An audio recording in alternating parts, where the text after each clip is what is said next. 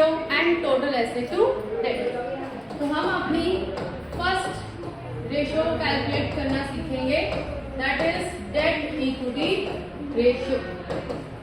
Okay, debt equity ratio निकालने का हमारा फॉर्मूला क्या होता है? डेट इक्विटी रेशियो निकालने का हमारा फॉर्मूला है debt upon equity, right? Debt जो आगे है that is debt, then equity हमारा डिनोमिनेटर में आ गया इक्विटी। अब इसमें आता क्या है? What is date? डेट होता क्या है? डेट होता है कि जो हमने लाइबिलिटीज होती है हमारी, लॉन्ग टर्म लाइबिलिटीज, यानी कि जो हमने उधार लिया होता है लोगों से, उसको बोलते हैं debt, right? Long term liabilities आती हैं हमारी डेट में। For example debentures and major bank loan, creditors, bank overdraft, trade payables, ये सब जो है ये हमारे डेट में नहीं आते हैं, because they are current liabilities जो आप within 1 year pay off कर सकते हो। डेट में हमारी लॉन्ग टर्म लाइबिलिटी आती है जो लंबे टाइम तक हमें पे करनी पड़ सकती है, ओके? जिसमें मेनली ये दो ही आती है, दैट इज डिबेंचर्स और loan, right? Next is equity. Equity होता है शेयर होल्डर फंड, यानी कि जो पैसा बिजनेस में इन्वेस्ट हुआ है इस टाइम पे, जो पैसा बिजनेस को चाहिए, उसको हम बोलते हैं शेयर होल्डर फंड, जो आएगा हमारा equity. Okay, share holder fund में क्या क्या आएगा?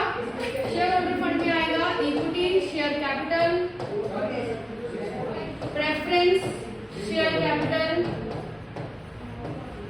any reserve and surplus and accumulated profits, यानी कि जोड़ा हुआ पैसा।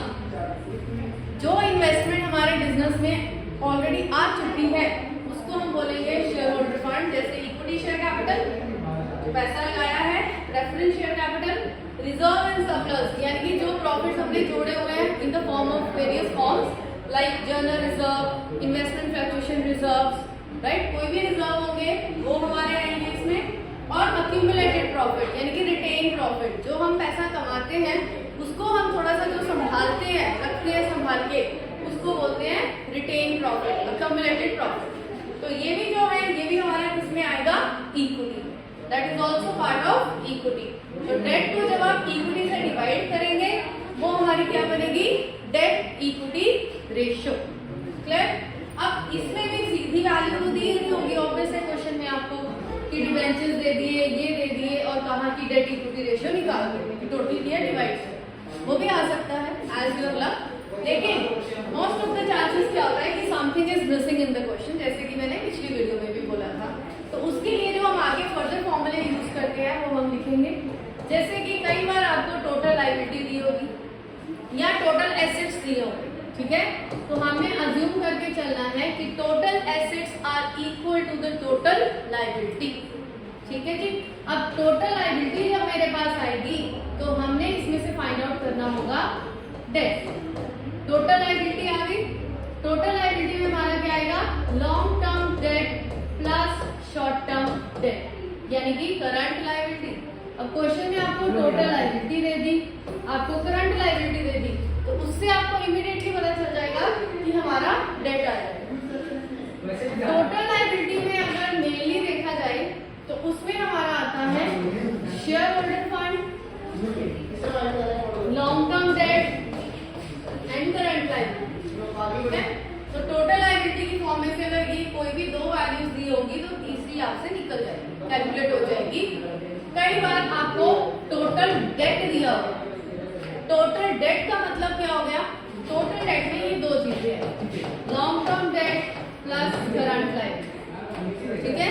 अगर टोटल डेट दिया है, don't confuse the total date with the total liability, हमें इसके साथ इसको कंफ्यूज नहीं करना।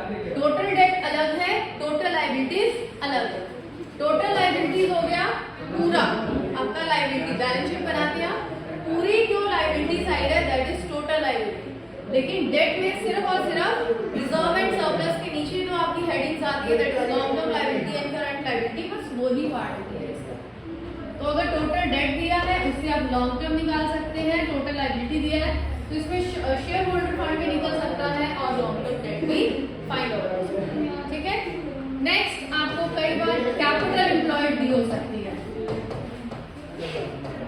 कैपिटल एम्प्लॉयड देने का मतलब ये होगा कि इसका भी कोई ना कोई यूज होगा क्वेश्चन में, तो इससे भी आप कोई भी एक वैल्यू निकाल सकते हैं। बिकॉज कैपिटल एम्प्लॉयड का फॉर्मूला क्या है, debt plus equity. Okay, debt plus equity. इसमें भी होगा कि जो एक वैल्यू मिसिंग है वो आप फाइंड आउट कर लोगे, दूसरी वैल्यू आपको गिवन होगी। ये दो दी है, एक थर्ड वन निकल जाएगी। एक आपने यहाँ से फाइंड आउट की, दूसरी आप ये फॉर्मूला लगा के अप्लाई कर सकते हो। तो यही फॉर्मूले हैं जो आपने यूज करने हैं डेट या इक्विटी को निकालने। क्लियर? अब इसी में आपको एक सेकंड रेशियो भी मैं बता रही हूँ। एक तो हो गई डेट इक्विटी और एक इसकी हम आज करेंगे total asset to debt. Total asset to debt को भी यही सेम, टोटल एसेट्स आ गई ऊपर एंड डेट आ गया। तो total asset to debt ratio का फॉर्मूला क्या हो गया, total assets upon debt. Okay, total assets मतलब total assets, fixed assets plus current assets, that is your total asset. Okay, सारी एसेट्स को जितनी भी गिवन होंगी सबको प्लस कर देना है, वही हमारी बनेगी टोटल एसेट्स। मान लो क्वेश्चन में आपको टोटल लायबिलिटी दी है, तो टोटल लायबिलिटी देने का मतलब क्या होगा कि वही हमारी टोटल एसेट भी बन सकती है। राइट, आपको टोटल एसेट भी बनी है, कोई एसेट भी नहीं दी हुई है, तो जो टोटल अगर लायबिलिटी दी है तो मान लो कि वो टोटल लायबिलिटी ही तुम्हारी टोटल एसेट है, तो इसलिए उसी को आप यहाँ पे यूज कर सकते हो। डेट हम प्रीवियसली रेशियो में डिस्कस कर चुके हैं कि डेट हमें कैसे फाइंड आउट करना है। राइट, ये हमारी हो गई सॉल्वेंसी रेशियो, जिससे हमें पता चलता है कि हमारी लॉन्ग टर्म लायबिलिटी कितनी है, हमारी एसेट्स कितनी है, कितना प्रपोर्शन है इसका, उससे हम अपनी रेशियोज को एनालाइज कर पाते हैं। थर्ड रेशियो इसकी आती है प्रोप्राइटरी रेशियो। क्लियर? वो हम नेक्स्ट वीडियो में करेंगे। Stay tuned.